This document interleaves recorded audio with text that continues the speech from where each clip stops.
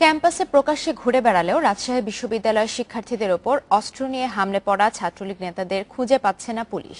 প্রধানমন্ত্রীর নির্দেশের পরও ২.৫ মাসে গ্রেপ্তার হয়েছে মাত্র একজন। এই অস্ত্রধারীর নাম সুদীপ্ত সালাম, এর নাম ফয়সাল আহমেদ রুনু, এর নাম শামসুজ্জামান ইমন, তার পেছনেই নাসিম আহমেদ সেতু।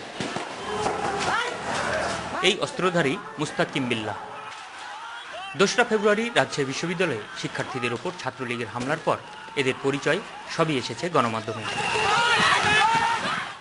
ঘটনার দুদিন পর জাতীয় সংসদে দাঁড়িয়ে ব্যবস্থা নেওয়ার আশ্বাসও দেন প্রধানমন্ত্রী। যে কোনোভাবেই হোক বাংলাদেশের মাটিতে কোনোভাবে কোনো রকম সন্ত্রাসী কর্মকাণ্ড আমরা বরদাস্ত করব না। প্রধানমন্ত্রীর এই ঘোষণার পর পেরিয়ে গেছে আরও ২.৫টি মাস, কিন্তু এই ৫ অস্ত্রধারীর মধ্যেই আটক হয়েছেন কেবল সুদীপ্ত সালাম। এর মধ্যে বিশ্ববিদ্যালয়ে প্রকাশ্য দেখা গেছে রুনু এবং সেতুকে। ছাত্রলীগ নেতা রুস্তুম হত্যার পর কর্মসূচিতে অংশও নিয়েছেন তারা। প্রকাশ্যে থাকলেও তারা কেন গ্রেপ্তার হচ্ছে না? পুলিশের আছে অজুহাত।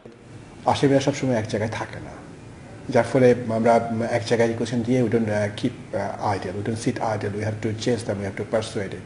তো সেটার আওতা হিসেবে আমরা কন্টিনিউয়াসলি মনিটরিং করছি এবং চেষ্টা করছি তাদেরকে অ্যারেস্ট করে আইন আওতায় নিয়ে আসার জন্য।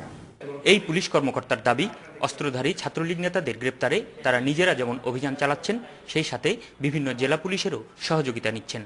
কিন্তু 2 ছাত্রলীগ নেতার বাড়ি রাজশাহীর পবা এবং বাঘা থানায় যোগাযোগ করে জানা গেছে তাদের কাছে এদেরকে আটক করতে বিশেষ কোনো নির্দেশনা আসেনি। মেয়রের ছেলের সম্পর্কে সুনির্দিষ্টভাবে এরকম কোনো তথ্য আমাদের কাছে আসেনি, আমরা নিয়ে অভিযান চালাই। এদিকে অস্ত্রধারীরা ধরা না পড়ায় সাধারণ শিক্ষার্থীদের মধ্যে ক্যাম্পাসের নিরাপত্তা নিয়ে উদ্বেগ বাড়ছে। Ahsan Habib Apu, independent news, Rajshahi.